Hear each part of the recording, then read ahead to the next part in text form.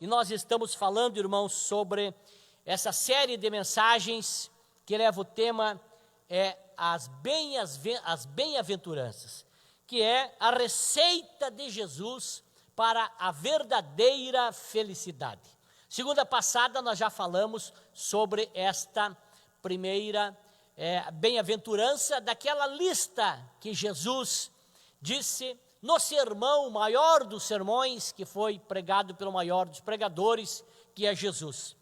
Mateus 5:3 vai dizer: bem-aventurados humildes. Noutra tradução vai dizer: bem-aventurados pobres de espírito, porque deles é o reino dos céus. Sente, meus amados, adorando a Deus. Meus irmãos, eu disse que aqui nós temos o maior sermão da história, pregado pelo maior pregador da história, que é o Senhor Jesus Cristo. As suas palavras, elas são oráculos, a sua vida é um exemplo, a sua obra são milagres e a sua morte é um sacrifício. Eu falei na outra segunda que o padrão da exigência desse texto ele é muito alto. Jesus, quando ele ensina aqui os seus discípulos, ele, meus amados irmãos, não é da mesma forma que ele ensina a multidão, como normalmente ele ensinava. Quando Jesus ele quis ensinar a multidão, ele estava na praia, mas quando ele sobe a um lugar alto, ele ensina as mentes mais elevadas, a saber, os discípulos. Para a multidão, Jesus disse lá em Mateus 11:28, vinde a mim todos vós que estivéis cansados e sobrecarregados, e eu vos aliviarei, tomai sobre vós o meu jugo, e aprendei de mim que sou manso e humilde de coração. Para a grande multidão, Jesus não tinha exigência, mas para os discípulos, meus amados irmãos, ele fala agora tendo exigência, quando ele vai dizer que para os discípulos, se alguém quiser seguir após mim, renuncie-se a si mesmo, tome a sua cruz e siga-me. Para os discípulos tinha renúncia, para os discípulos tinha cruz, para os discípulos tinha uma exigência maior. Jesus, meus amados irmãos, eu falei na outra segunda, que ele levou 3 dias para completar esse seminário que ele deu. Aqui, esse texto, o sermão da montanha, nós lemos aí, levando o máximo 8 minutos, mas que ele levou 3 dias, segundo alguns historiadores, alguns ensinadores, para trazer esse sermão maravilhoso, esse seminário para os discípulos sobre o tema a bem-aventurança. Jesus, meus amados, eu falei na outra segunda que ele é o maior dos pregadores. E esse texto aqui, ele abre o que nós chamamos de o maior sermão da história, que é o Sermão da Montanha. Jesus aqui é o maior pregador de todos os tempos e ninguém de nós, quero crer, tem qualquer dúvida sobre isso. Nós falamos que Jesus, o maior pregador, pregou sobre o maior desejo da humanidade, que é a verdadeira felicidade. Jesus começa a dar a receita para a verdadeira felicidade, que é o desejo, o sonho de todo o cidadão. E nós lembramos os irmãos que o cristianismo é a religião do prazer e a religião da felicidade. Foi o que nós falamos na outra segunda. Eu disse segunda passada que o ímpio, quem não conhece Deus, ele tem uma vida de tristeza com momentos de alegria. E nós que servimos a Jesus, nós temos uma vida de alegria com momentos de tristeza. Foi o que nós falamos na outra segunda. Nós também sintetizamos um pouco sobre Salomão, que era o homem mais sábio da terra, o homem mais rico, ele que foi buscar freneticamente a felicidade. E ele buscou a felicidade na bebida, na riqueza, no sexo, na fama, e ele viu que tudo é vaidade, conforme o registro lá de Eclesiastes capítulo 2, nós falamos isso na outra segunda. E meus amados irmãos, nós levando-nos à conclusão daquela segunda-feira, nós falamos que Salomão entendeu que o fim principal do homem é glorificar a Deus e gozá-lo e servir a Ele com alegria para sempre. Nós ratificamos, meus amados irmãos, que a verdadeira felicidade é um grande paradoxo aos olhos do mundo. Porque para nós, irmãos, é abraçar o que o mundo repudia e repudiar aquilo que o mundo aplaude. É isso que nós falamos na outra segunda. Nós chamamos também atenção, irmãos, para o fato de que a verdadeira felicidade, na segunda falamos isso, não está nas coisas externas, mas sim numa realidade, nas coisas internas. Nós falamos também, nós dissemos também que a verdadeira felicidade, ela não é uma promessa para o futuro, mas ela é uma realidade para o presente. Eu falei também que Jesus disse, bem-aventurado, que Jesus, meus amados irmãos, ele falou o seguinte, bem-aventurados serão os pobres de espíritos.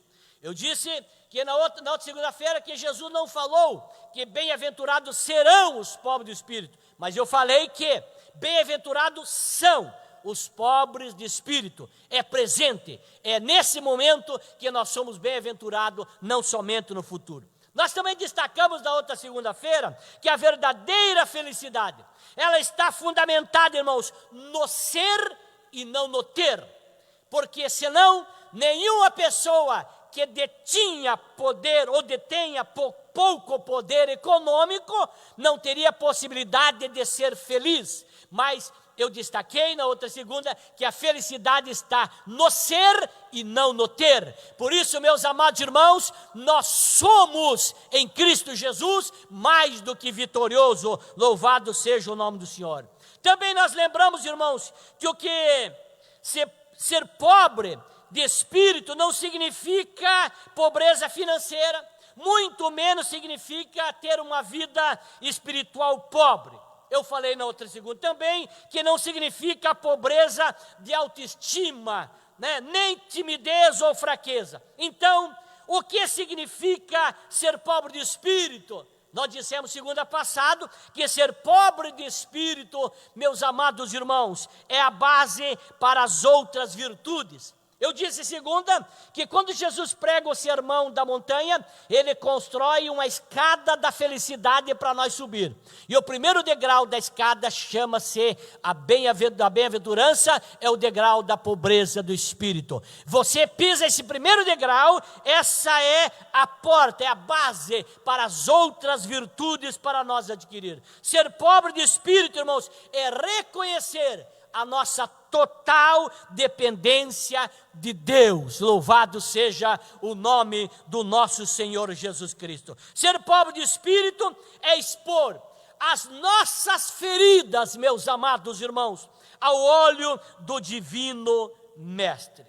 Mas agora eu quero me deter nesta noite sobre o porquê devemos ser pobre de espírito. Por que nós devemos ser pobres de espírito? Ser pobre de espírito, irmãos, é a joia que todo cristão deve usar. Essa é a joia que não deve faltar na vida do cristão. Ser pobre de espírito. Primeiro, meus amados irmãos, o homem ele se torna pobre de espírito. Depois, Deus o enche com a sua graça. Mas Deus não consegue encher um vaso já cheio de si mesmo. Precisamos primeiro nos esvaziar de nós mesmos, nos tornando pobres de espírito, para que Deus depois possa nos encher. Ei, irmão, essa noite eu vim convidar você para nós esvaziarmos de nós mesmos nesse culto, para que Deus nos encha da sua graça, da sua presença e da manifestação do seu Espírito Santo na nossa vida. Meus amados irmãos, enquanto você não for pobre de espírito, jamais Cristo será precioso para você. Enquanto você não for pobre de espírito, jamais Cristo será precioso para você. Enquanto nós não enxergarmos a nossa própria miséria, jamais veremos a riqueza e termos que temos em Cristo Jesus. Se eu e você não olhar para nós e não nos enxergarmos as nossas próprias misérias, nós jamais veremos, irmãos, as riquezas que temos em Cristo Jesus. Mas essa noite eu quero convidar você, irmão, você, irmã, para que possamos, com sensibilidade, olhar para as nossas próprias misérias e poder olhar as riquezas que Deus tem para nós. Eu quero convidar você a fazer isso essa noite. Adore a Deus e diga a Deus: eu reconheço as minhas misérias. Amém, meus amados? Enquanto você não perceber que está perdido, jamais buscará refúgio em Cristo. Enquanto não enxergar a feiura do seu pecado, jamais desejará o perdão e a graça de Cristo. O pecado para nós temos que olhar e além de vê-lo como algo muito feio, muito repugnante, muito indesejado por nós, enquanto nós não olhar para o pecado desse prisma, dessa visão, jamais nós desejaremos o perdão de Deus. Se o pecado é algo que te agrada, se o pecado é algo que te atrai, que para ti tem beleza, você não desejará o perdão de Deus. Mas quando olhamos e enxergamos a feiura do pecado, nós desejamos o perdão de Deus sobre as nossas vidas. Eu quero convidar você a levantar a tua mão essa noite e dizer: Deus, que eu não enxergue beleza no pecado, eu não enxergue atração no pecado, mas eu enxergue nojo no pecado e eu sinta a necessidade do perdão para a minha vida. Amém, meus amados irmãos? Enquanto, meus amados irmãos, você não for pobre de espírito, você não estará pronto para receber a graça de Deus. Eu disse essa semana, quando fiz uma live com o pastor que me convidou para fazer uma live lá de Panambi, pastor Fidel estava comigo, eu voltava da reunião da mesa, tive que fazer no carro mesmo a live, e eu dizia o seguinte, meus amados irmãos, e o tema da nossa live era oração e jejum. Eu dizia nessa live que a única oração que Deus ouve do pecador é a oração de arrependimento. Porque a Bíblia diz que Deus não ouve pecadores. Ou seja, Deus não ouve a oração do pecador. A única oração que Jesus ouve de pecador é a oração do arrependimento. Quando nós, meus amados irmãos, reconhecemos, somos pobres de espírito, aí nós estaremos prontos para receber a graça de Deus. Quando nós, meus amados irmãos, nós reconhecemos que somos pecador, aí estamos preparados para receber a graça de Deus. Mas quando nós, meus irmãos, não reconhecemos o nosso estado de pecaminosidade, não estamos preparados para receber a graça de Deus. E esse dia eu estava debatendo, enfim, comentando com algum irmão e falando a diferença entre você confessar o pecado e ser descoberto o teu pecado. Tem uma diferença. Porque tem pessoas que confessam o pecado porque foi provado para ele que ele errou, que ele pecou, através de vídeo, através de foto, através de áudio, através de testemunho de pessoas. E a pessoa diz: é verdade, eu pequei. Isso não caracteriza arrependimento. Caracteriza falta de capacidade de argumentar e convencer que não pecou. Mas ao arrependimento, ou seja, para nós estar preparados para receber a graça de Deus, nós temos que reconhecer o pecado. Quando nós pecamos e reconhecemos que somos pecadores, e a Bíblia diz que com a boca confessamos, Deus é poderoso para nos perdoar. Ou seja, quando somos pobres de espírito, que reconhecemos o nosso estado de pecaminosidade, estamos preparados para receber a graça de Deus. Aqueles, meus amados irmãos, que abrigam o sentimento de autossuficiência e se sentem saciados, jamais terão sede de Deus.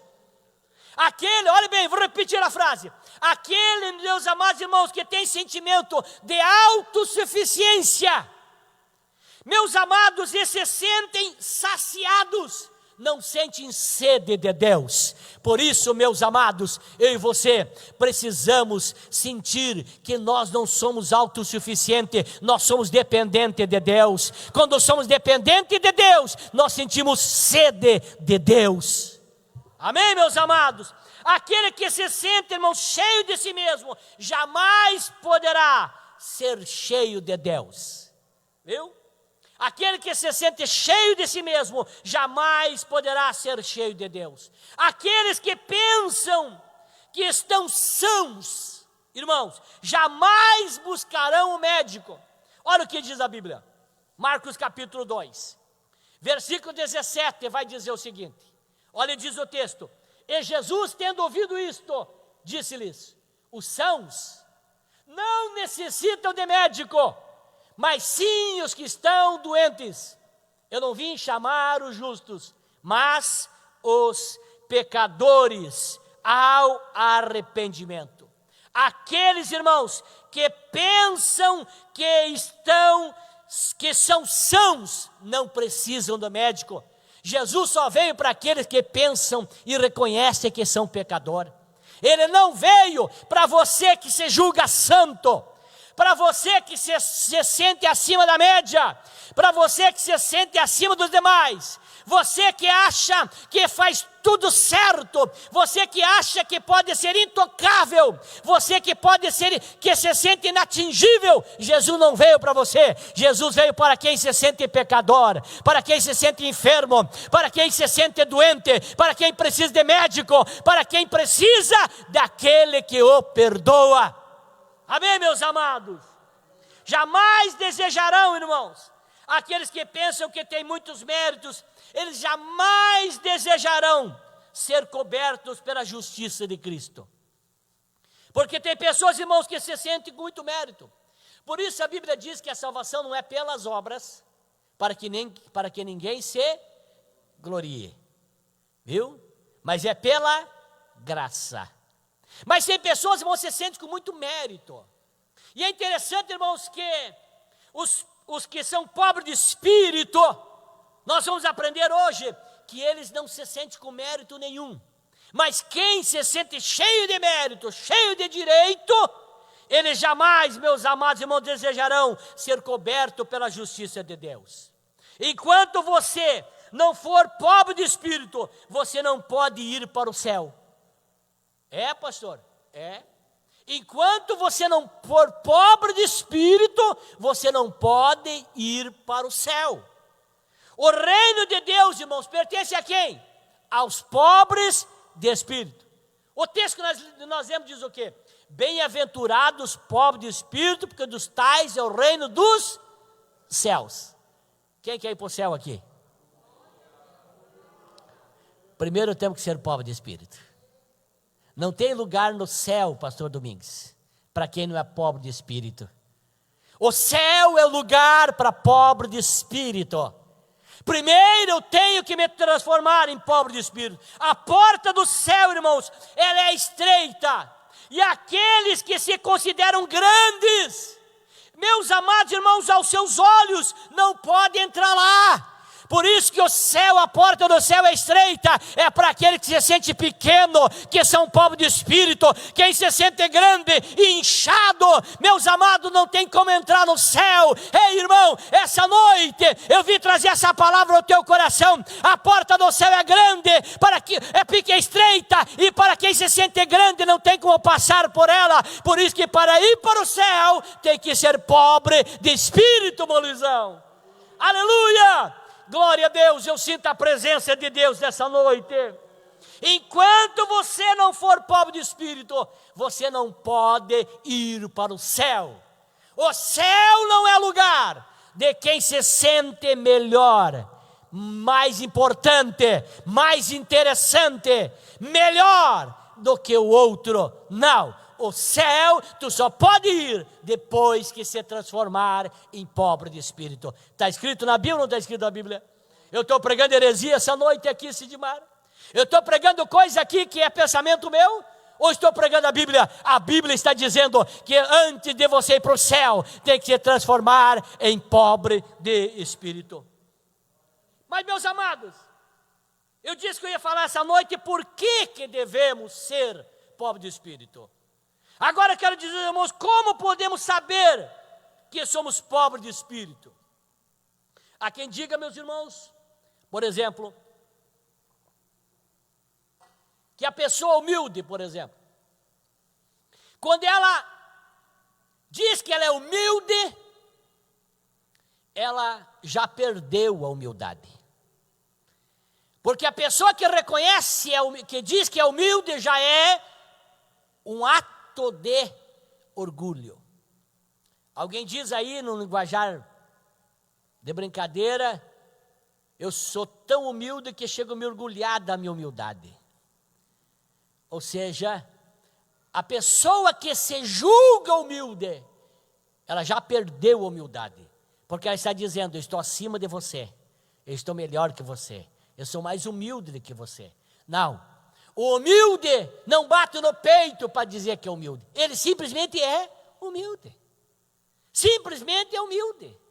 Ele não fica colocando como qualificação, olha, eu sou uma pessoa humilde, não. Quem é humilde não diz que é humilde, ele simplesmente é humilde. A humildade, irmãos, não é para você fazer propaganda, é para você ser humilde. Humilde, meus amados irmãos, é algo que nós não propagamos, nós vivemos. Se você é humilde, você demonstra, você não precisa dizer, não precisa bater no peito, não precisa discursar que é humilde. A humildade é um ato, é uma vivência. Mas como é que eu posso saber, pastor, que sou pobre de espírito? Em primeiro lugar, quando toda a base da nossa aceitação por Deus está nos méritos de Cristo. Quando toda a base da nossa aceitação por Deus está nos méritos de Cristo. Uma pessoa pobre de espírito, meus amados irmãos, ela não tem nada a exigir, a merecer, a reclamar. Por isso a teologia da prosperidade não entra dentro da Bíblia. Por isso que a oração do determinismo é antibíblico. Colocar Deus contra a parede, eu determino, eu exijo. Não, meus amados. Quando nós, meus amados irmãos, a forma de nós saber se somos pobres de espírito é quando nós temos como base da nossa aceitação por Deus, ela está nos méritos de Cristo. Ei, irmão, se você está aqui, não é por mérito teu. Quando eu reconheço que estou aqui e os méritos de Cristo, isso é uma característica de que eu sou pobre de espírito.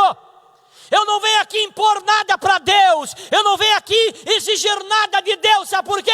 Porque eu sou pobre de espírito. Quem é pobre de espírito não exige, não sente direito a reclamar, ele não se sente merecedor de nada. Aleluia! Jesus era pobre de espírito, aleluia. Jesus faz uma oração lá no Calvário, melhor no Getsemane. Aquela oração de uma profundeza tão grande, preste atenção. Aquela oração, meus amados, que o seu suor transformou-se em grandes gotas de sangue, meu Leonardo. E ele faz um pedido a Deus, esse Pai, se possível, passa de mim esse cálice, pastor Ziel. Uma oração que tinha a ver com a morte, a crucificação.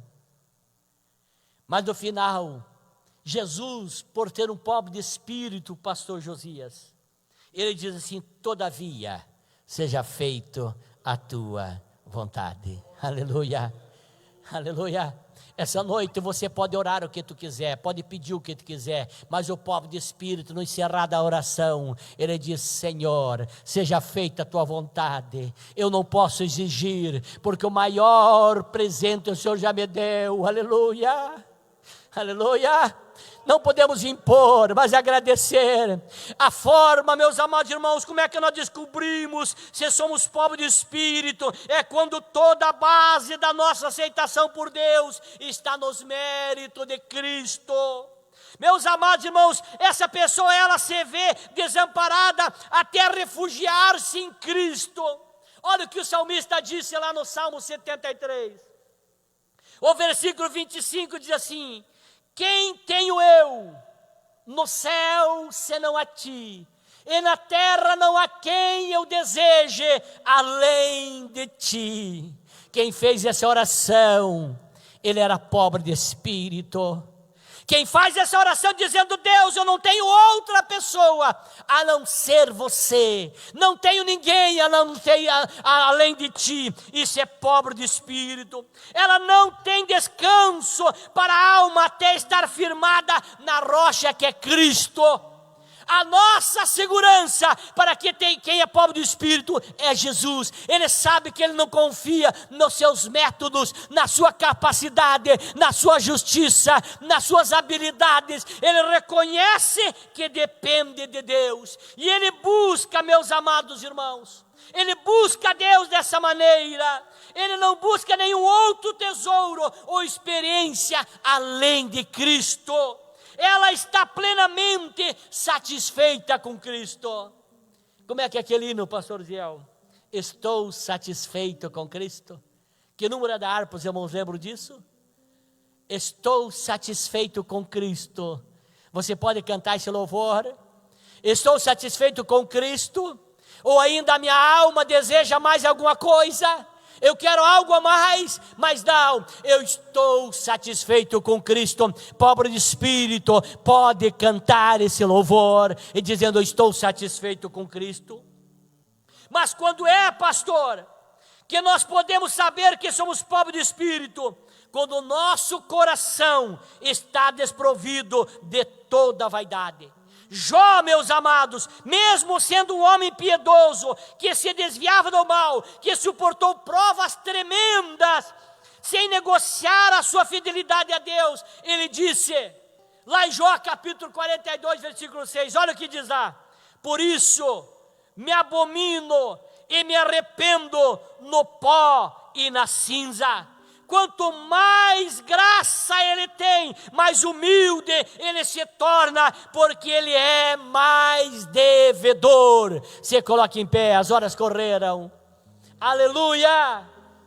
Eu sinto a presença de Deus essa noite. Meus irmãos, a Bíblia vai nos colocando no caminho de Deus. A Bíblia, irmão Luciano, vai nos colocando no caminho de Deus.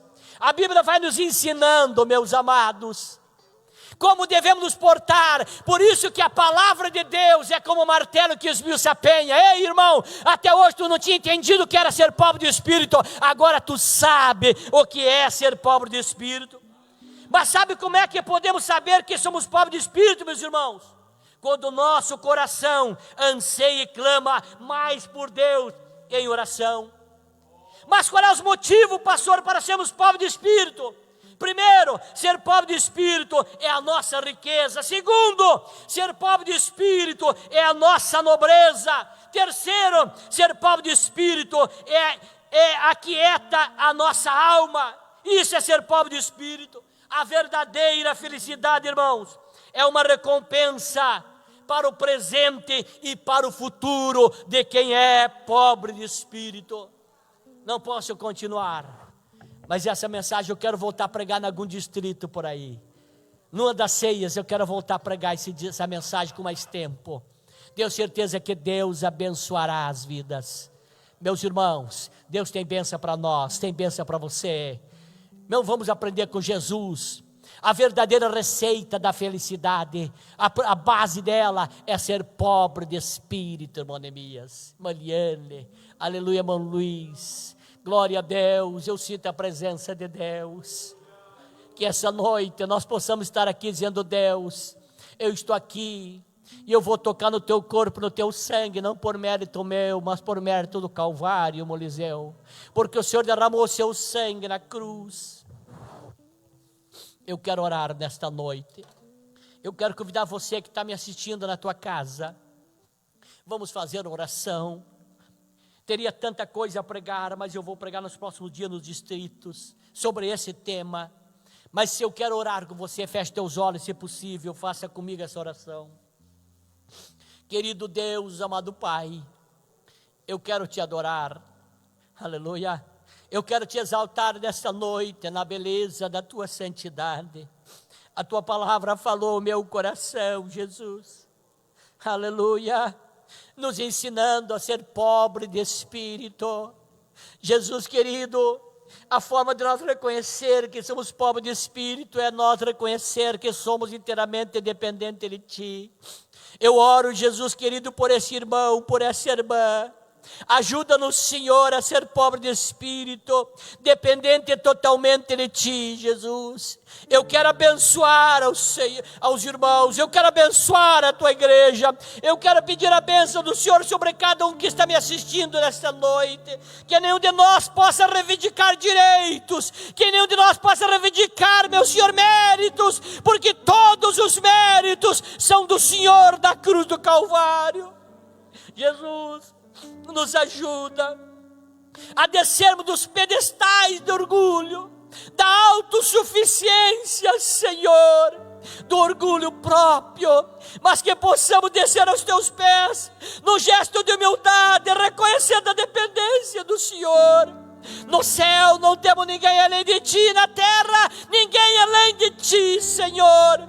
Mas essa noite estamos aqui, Jesus, contente contigo, Senhor, satisfeito com o Senhor.